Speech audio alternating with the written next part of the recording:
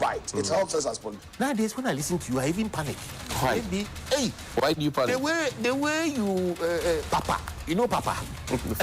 Figuratively, he bites as hard as he can. Okay. And of course, when he puts his fangs into you, you certainly feel it. I think it pretty. Watch Johnny's bite.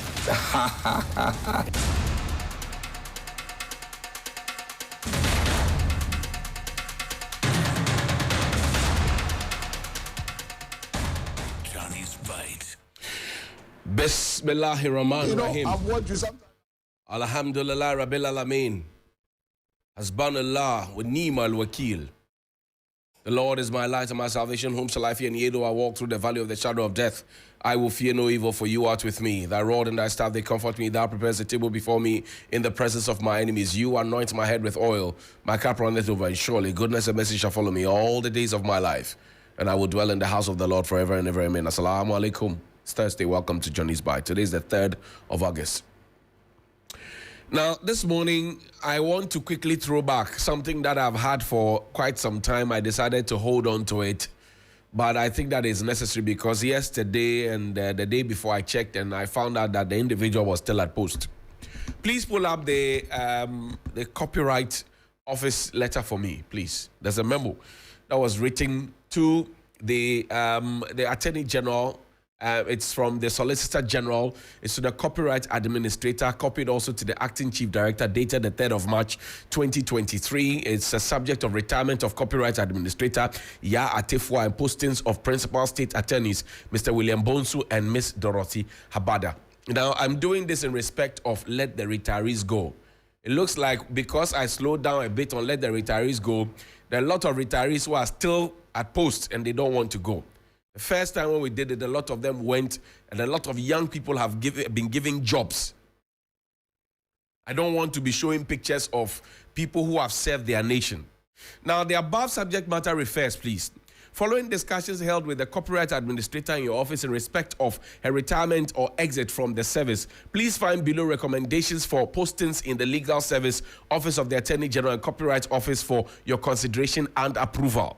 1. Mr. William Bonsu, the Principal State Attorney of the Civil Division, be posted to the Copyright Office to understudy Ms. Yaa Atefua, who is due, a Copyright Administrator, who will be exiting the service on 31st May 2023. Today is the 3rd of August. So May, after May comes June, after June comes July, after July comes August. 31st May, note the date. Mr. Bonsu has agreed to be posted to the Copyright Office following discussions held with him. He will, however, handle his pending cases while the Copyright Office and the report on the cases to the Solicitor General until he completes them. 4. It is suggested that the postings of Mr. Bonsu should be with immediate effect since Ms. Yaa Atefua will be leaving in 3 months. This will enable her to prepare Mr. Bonsu adequately to enable him to manage the Copyright Office as steps are taken to appoint a substantive Copyright Administrator. At the meeting, it was agreed that Ms. Dorothy Habada of the Copyright Office be posted to the Koforidua Regional Office of this office. In the meantime, it is respectfully requested or suggested that she be posted to either the Civil Division or Prosecutions Division to prepare her in litigation before reporting at the Koforidua office. She's posting to Koforidua. Her posting to Koforidua should therefore take effect in January 2024. This Miss Dorothy Habada, is she qualified to take over? I don't know. But the crux of this matter is that Madam Yaa Atefua is due for retirement. The question I asked this morning, per this signed on the 20th of March 2023, which was received by a private mail bag, is Madam Yaa Atefua still at post as the Copyright Administrator? That's the first question. Number 2, if she is there, what exactly is she doing? And I don't want to show the photographs. So, Madam, good morning to you. If you are still there, and we have been told that giving contract extensions is not something that we should do, even before we went to the IMF, and you are still there without a contract extension, please, tomorrow is a holiday. Today, when you close and go home, don't come back. Because if I get information that you have come back, I will put your picture up there. And the next one, I will show other correspondences.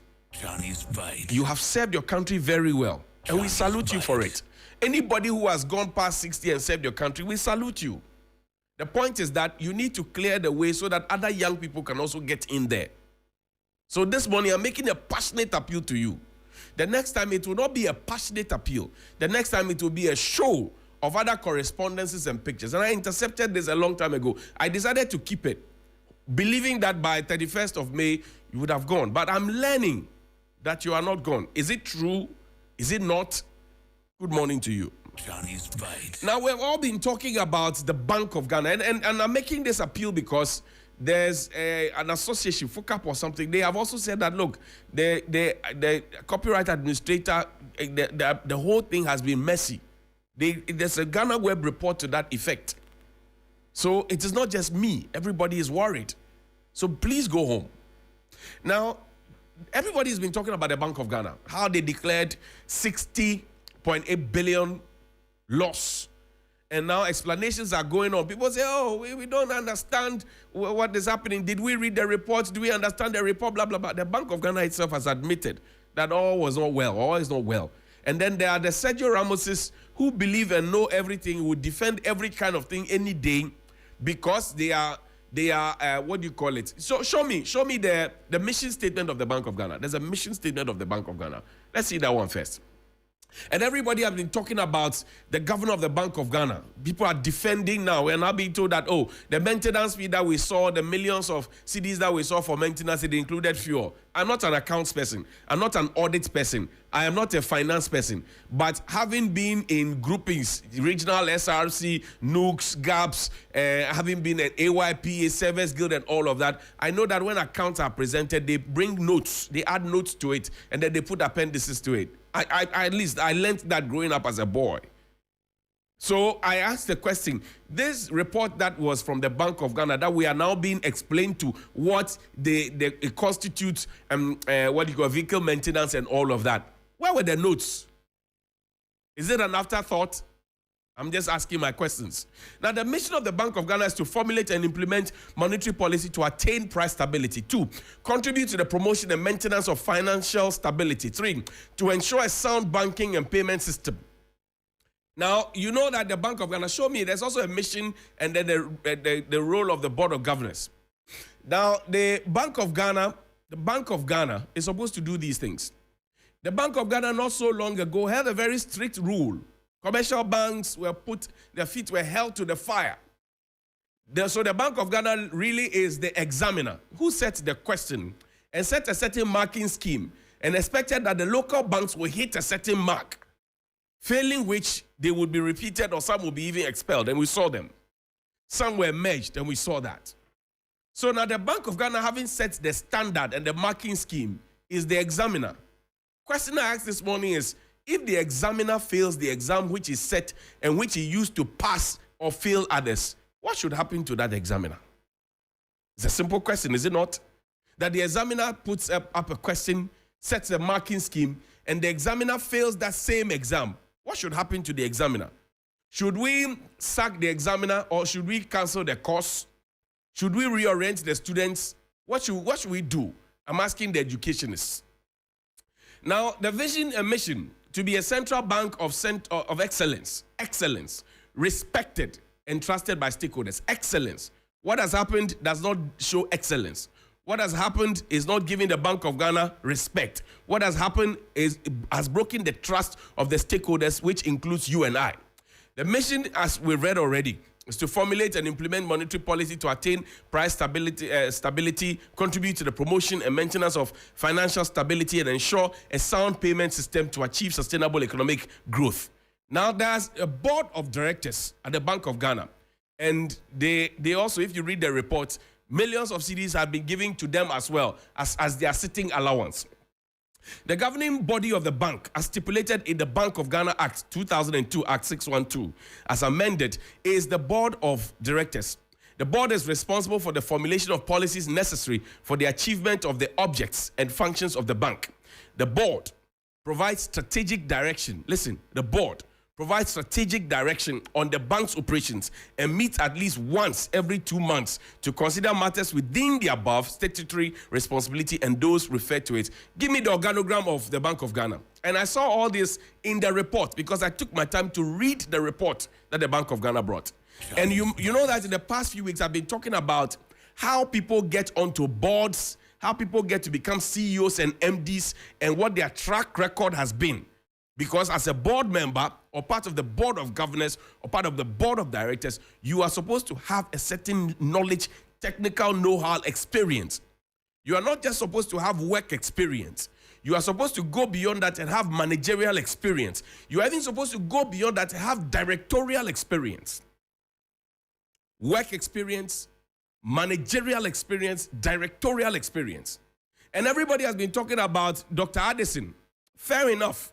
But let's see the organogram. Because Dr. Addison doesn't work unto himself. Dr. Addison works to a board. Right? Dr. Addison works to a board. Let's see the organogram. Dr. Addison works towards a board. So there's a board. The organizational structure of the Bank of Ghana is that there's a board of directors. There's a board of directors. And then there's a governor.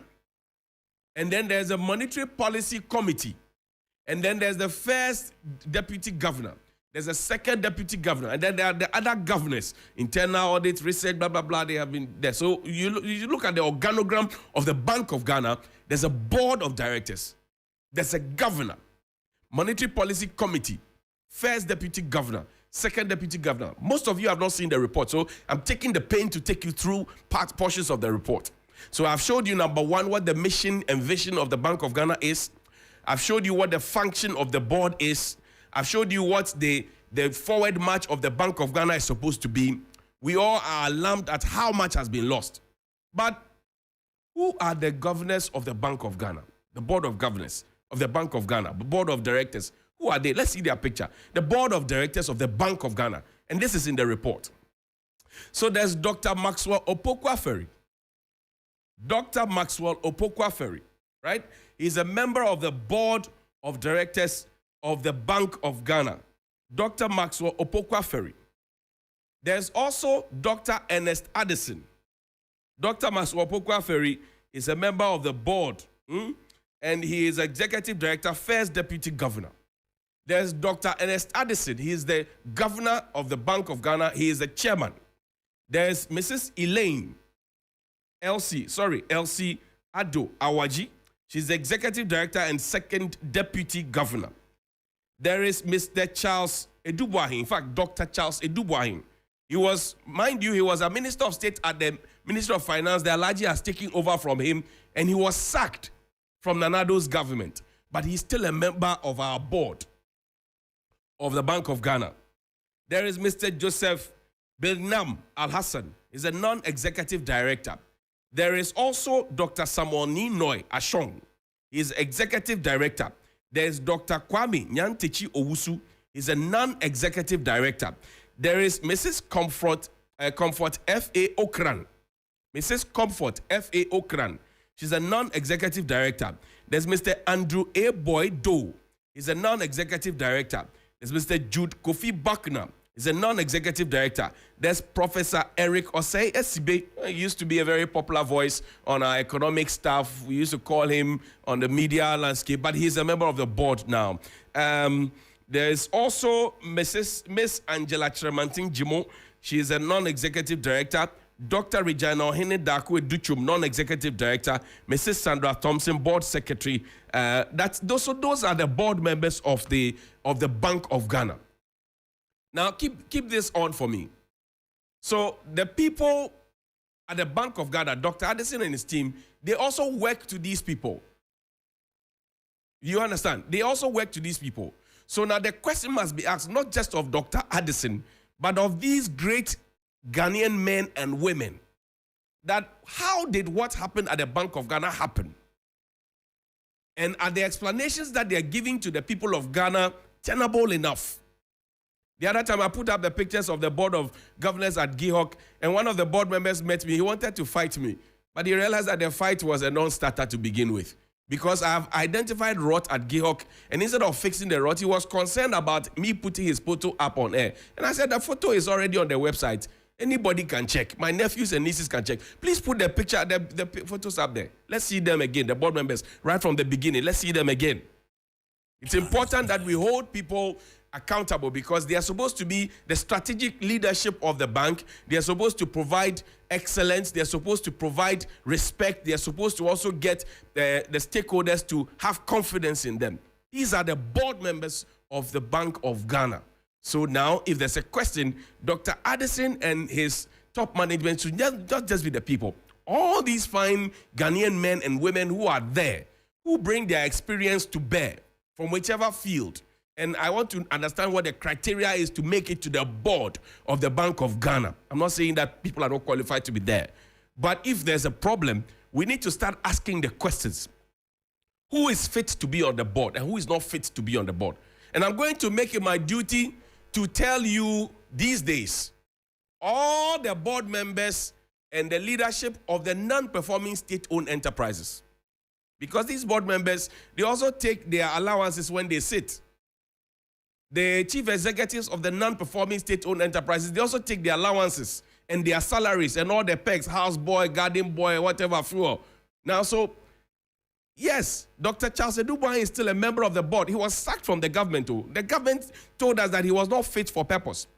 In fact, Charles Edubwan and Mr. Ken Ofori-Atta were singled out by the majority in parliament first, and then the minority joined in, that they would not even sit to listen to the reading of the budget. But he's a member of our board.